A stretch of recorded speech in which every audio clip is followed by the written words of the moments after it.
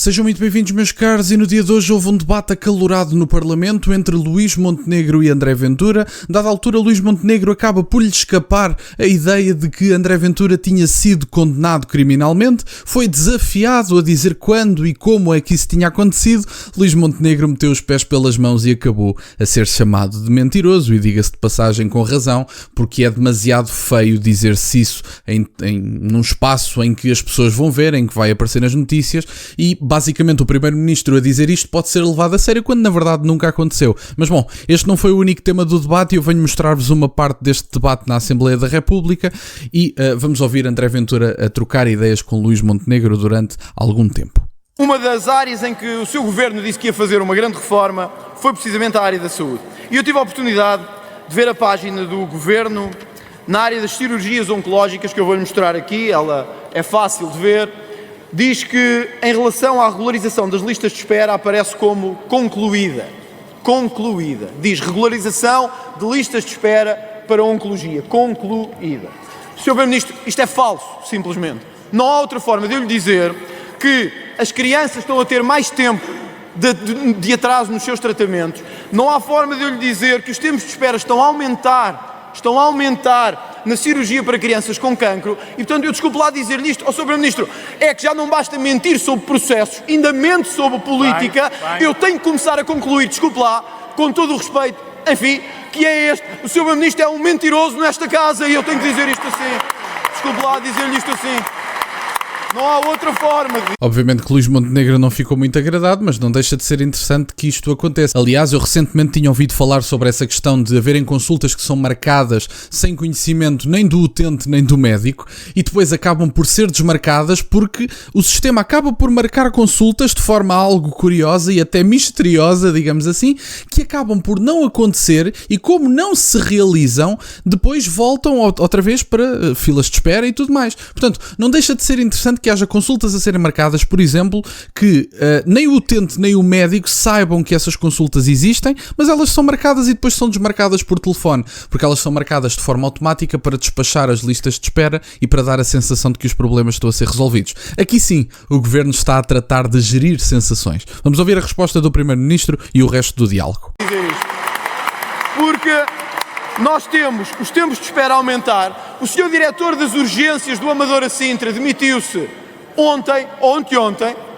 Continuam as demissões nos serviços de saúde, uma atrás da outra, e o senhor Primeiro-Ministro diz que está tudo bem. Ó, senhor Primeiro-Ministro, quando é que vai começar a sério uma reestruturação, uma regularização que permita a quem está em casa dizer: eu não ando a pagar só para as gêmeas luso-brasileiras, ou para os imigrantes, ou para os criminosos que estão na prisão, eu também pago para ter saúde, que era isso que nós queríamos em Portugal.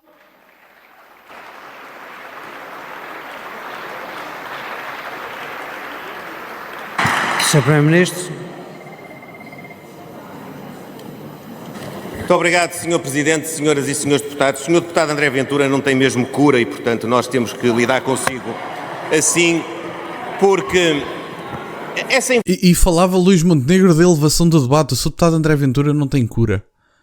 Muito elevado, Sr. Primeiro-Ministro. Falava o Luís Montenegro no início deste debate, que isto tem meia hora, falava o Luís Montenegro da elevação do debate. Muita elevação. O André Ventura não tem cura.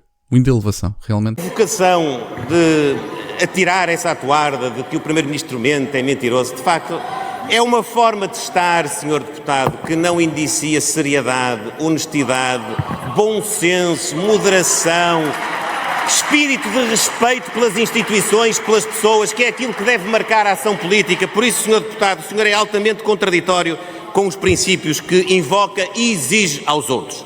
Sobre as doenças oncológicas e os prazos para as respectivas cirurgias, deixe-me dizer-lhe, Sr. Deputado, nós conseguimos eliminar as listas de espera para cirurgia dos doentes oncológicos com dois aspectos que eu tenho aqui de realçar.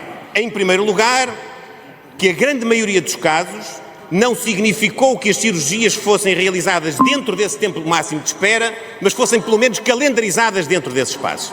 E depois há algumas que, no caso concreto, neste momento, são cerca de 300, que são casos clínicos que estão a ser acompanhados e que não reúnem ainda condições para a realização da cirurgia e para a realização portanto, dentro daquele prazo. E é dentro desses que há 6 crianças que se encontram exatamente nessa circunstância, uma das quais ultrapassou o tempo máximo, mas não está em condições clínicas de ter a sua cirurgia. Se o senhor deputado quiser aproveitar politicamente dessa circunstância, é o seu caminho, não é o meu. Muito obrigado. Não, eu acho muito interessante este tipo de respostas, até porque na altura da pandemia havia pessoas, inclusive isso apareceu online, havia relatos online desse tema, que mostravam que havia marcações de cirurgias para dali a 1 ano ou 2. Portanto, vocês reparem numa coisa, marcar cirurgias para daqui a 1 ano, ou para daqui a 2 anos, ou para daqui a 10, ou para daqui a 20, ou para daqui a 30, não é uma forma de resolver o problema, porque as cirurgias acabam por não acontecer.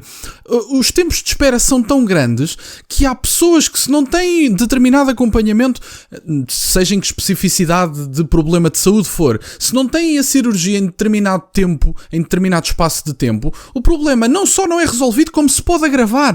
Vocês reparem, se há um médico que vos diz: meus senhores, vocês precisam de uma cirurgia, se vocês são obrigados a esperar 1 ano por essa cirurgia, eventualmente o vosso problema pode-se agravar. E portanto a pergunta que fica no ar é: vocês acham que marcar consultas para daqui a imenso tempo é uma forma de resolver o problema? Não é. Até porque se eu tenho que esperar 1 ou 2 anos por uma cirurgia, eu não fui efetivamente tratado e não tive efetivamente a cirurgia. Portanto, pode-se dizer: e tal, isto não significa que se marca a consulta ou não significa que se tenha a cirurgia, significa pelo menos que se marca a cirurgia. Mas o que é que isso diz sobre resultados práticos? Se eu não tiver a cirurgia num determinado espaço de tempo, muito provavelmente agrava o problema. E portanto, se calhar aí já não tenho que fazer uma, já tenho que fazer 2 cirurgias. Isso acontece com várias questões e isso aconteceu principalmente na altura da pandemia. Isto não é uma forma de resolver os problemas.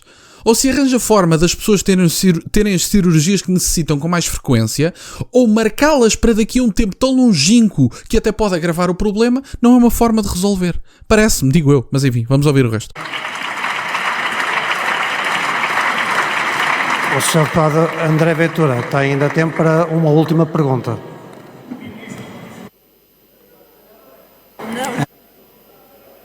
Está. Senhor Primeiro-Ministro, o Sr. Primeiro-Ministro consegue ser o político mais baixo dos últimos anos desta Casa do Parlamento. O mais baixo. Consegue ser o mais baixo. Consegue ser o mais baixo. Mas eu não lhe estou a usar isto por questões políticas. Eu estou-lhe a pedir uma resposta às mentiras do seu governo sobre a regularização de listas no Serviço de Saúde. Se o Sr. Primeiro-Ministro acha que isto é um ataque pessoal por não ter resolvido os problemas da saúde que se tinha proposto resolver, é um problema talvez seu. E sim, Sr. Primeiro-Ministro, talvez seja verdade que eu não tenho cura. Eu não tenho cura de querer um país livre de corrupção. Isso eu não tenho cura. Eu não tenho cura de querer um país livre de corrupção. Não tenho cura. Não tenho cura. Não tenho cura de exigir responsabilidade. E, portanto, qual é a seriedade a que o Sr. Primeiro-Ministro se refere quando diz: o senhor não é sério? É a seriedade do antigo diretor do Serviço Nacional de Saúde? É essa a seriedade que se refere? É a seriedade de Hernani Dias? Não, Sr. Primeiro-Ministro. Essa não é a seriedade da política. Essa é a seriedade que durante 50 anos aumentou o roubo enorme neste país, que tem levado a classe política ao ponto em que está. E por isso, Sr. Primeiro-Ministro, se não levar novamente como um ataque pessoal, eu gostava de falar de imigração. Porque o seu Ministro, não sei também se será Ministro muito mais tempo, mas o seu Ministro disse que há muito mais imigrantes do que aqueles que o país sabe. E que o número vai ser muito maior. Nós temos 1.300.000, 1.400.000 imigrantes. Eu gostava que dissesse aqui ao Parlamento então quantos são. Porque nós já sabíamos que eram mais. Isso já nós andávamos a dizer há muito tempo. E os senhores diziam: não, estão aqui os dados, olhem para os dados. Mas bastava ir por este país, terra a terra, casa a casa, e via-se a bandalheira de imigrantes que é por todo lado. E vocês diziam: não, é falso, olhem para os dados. Apoiados na muleta habitual do Partido Socialista, diziam: olhem para os dados. Mas do Partido Socialista eu compreendo. Eles sempre quiseram um país de bandalheira, isto é o normal, é o novo normal deles. Agora, Sr. Primeiro-Ministro, eu gostava que nos dissesse afinal então quantos novos imigrantes entraram em Portugal? Quantos novos imigrantes estão em Portugal? Quantos estão a receber subsídios da nossa segurança social? Quantos estão a fazer pressão sobre o nosso sistema de saúde? Quantos estão a impedir que as pessoas tenham casa? E por fim, o pior de tudo, quantos são sem abrigo? Quantos são sem-abrigo neste país? Era isto que eu gostava que respondesse, é isto que o país lhe exige que responda, se levar tudo como um ataque pessoal. Então, Sr. Primeiro-Ministro, está na hora de ir embora. Muito obrigado. Bom, meus caros, e esta foi a troca de ideias entre Luís Montenegro e André Ventura, e esta parte final sobre a questão da imigração também é importante para aqueles que possam não saber e que tenham agora chegado a casa e que me estejam a ouvir por alguma razão. Leitão Amar deu no dia de hoje uma entrevista em que dizia abertamente que não sabia quantos eram os imigrantes que tinham entrado e que os números que estavam presentes, até porque ele diz já ter na sua posse dados preliminares e ainda não estão completos, ele diz que ainda estão na parte de serem preliminares. Leitão Amar diz abertamente que não sabe quantos imigrantes é que entraram em Portugal e não tem bem ao certo os números corretos das pessoas que estão neste momento em Portugal. E ele diz que não os tem certos, mas que os números são muito mais elevados do que aquilo que se diz. Não deixa de ser interessante que quem dissesse isto há uns meses era um demagogo que não tinha o apoio dos dados e que só tinha percepções. Parece que, pelos vistos, as percepções bateram certo com a realidade. Portanto, nós temos muito mais do que 10% de imigrantes em Portugal e que ninguém tenha dúvidas disso. E, portanto, se nós estamos a ser invadidos, nós neste momento estamos a ser invadidos de tal forma que nem os números temos presentes. Não sabemos as pessoas que entraram, não sabemos as pessoas que estão cá dentro, não sabemos quem são, não sabemos o registro criminal destas pessoas. E Leitão Amar diz abertamente que não tem os números, que já não tinha antes da regularização dos 400 mil e, portanto, pelo menos aos números oficiais que tínhamos podem acrescentar 400 mil. E depois falta os tantos que Leitão Amar diz que ainda faltam aos números oficiais. Mas quem dissesse isto há uns meses atrás era um demagogo. Sabe o que é interessante? É que as nacionalidades mais uma vez no Razi não vão aparecer. O interessante é que nós não vamos saber as nacionalidades de quem comete crimes e dificilmente teremos dados para fazer determinadas correlações que eu acho que são cada vez mais necessárias nos dias de hoje. Mas é interessante que o PSD esteja neste momento de tal forma enraizado no poder e enraizado neste sistema que optem por continuar a ocultar as nacionalidades. Era fácil fazer avançar isto. Era tão fácil. O Chega aprovava, a Iniciativa Liberal está a favor, bastava o PSD. Era tão fácil que isto avançasse, mas não querem. Não querem e a razão é óbvia. Todos nós sabemos o que é que se passa, todos nós sabemos que as agendas externas do PS e do PSD são a mesma coisa, todos nós sabemos que a questão da nacionalidade não é apoiada por nenhum dos dois, porque Luís Montenegro continua com a demagogia. Para mim um criminoso é um criminoso independentemente da nacionalidade. Não é a mesma coisa, até porque o tratamento seria diferente. Seria diferente por uma simples razão. Não é porque tivesse que sofrer penas piores, é só porque se é criminoso, é ilegal, é imigrante, seja ele legal ou não e cometeu um crime, tem que ser expulso e devolvido ao seu país. É tão simples como isso. É que um nacional, temos que o colocar na prisão e não há nada a fazer. Agora, um imigrante, seja ele legal, ilegal, seja o que for, temos que pegar nessa pessoa e tirá-la do país. E esta é a única diferença de tratamento que teria. Não é por mais nada, não é para discriminar, não é para fazer coisíssima nenhuma. Mas se é um imigrante, tem que sair. É tão simples como isto. E, portanto, poderiam dizer os subsídios, poderiam explicar qual é a forma de pressão que estes imigrantes fazem nos serviços públicos, nomeadamente no Serviço Nacional de Saúde, seja através de turismo de saúde, seja através de outras formas quaisquer de serem atendidos. Aliás, eu até conheço uma pessoa neste momento, isto é um relato pessoal, aliás, que me foi relatado, eu nem vou dizer quem é a pessoa, mas é uma pessoa que eu conheço, com quem privo e que trabalha na área da saúde, e que disse que uma pessoa que estava à beira das pouquíssimas deportações que nós temos neste país, fingiu um fanico, falando genericamente, para ser atendido no hospital e para ficar cá mais tempo. E adivinhe-se, foi bem sucedido. Além deste caso, temos tantos outros a acontecer por aí nesse país. Eu não vou revelar as fontes, obviamente, agora as pessoas podem dizer, ele inventou esta história, não tem as provas, não tem as fontes para dizer e, portanto, não é credível. Tudo muito bem, podem dizer isso, eu não vou revelar as fontes porque é uma pessoa conhecida minha que não é mediática e que não quer aparecer. E eu compreendo perfeitamente. Mas eu acho que também devo relatar isto porque é uma situação que eu conheço e de pessoas que vivenciam esta situação e, portanto, eu acho que isto também é importante ser dito. Isto é um pequeno caso num hospital, porque a pessoa em causa só trabalha num hospital, não trabalha em vários, e, portanto, isto é um pequeno caso num hospital muito específico. Sabe Deus o que acontecerá noutras circunstâncias em que, por exemplo, plataformas a nível europeu ensinam os imigrantes a desviar-se de deportações do ponto de vista legal. É interessante, mas enfim, era isto que eu tinha para partilhar.